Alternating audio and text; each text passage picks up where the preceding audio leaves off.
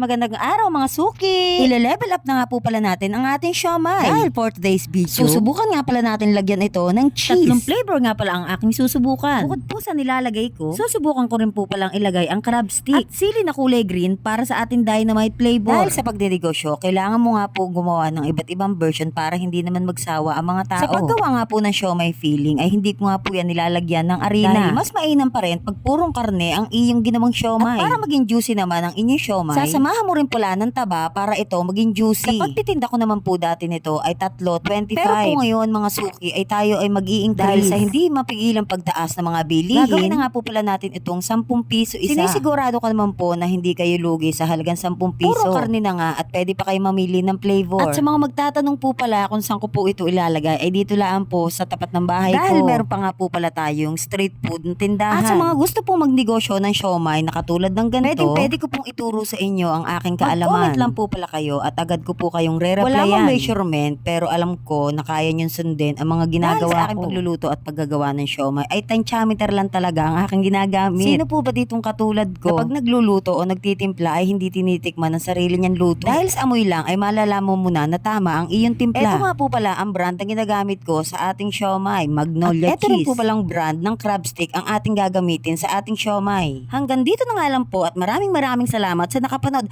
Bye-bye!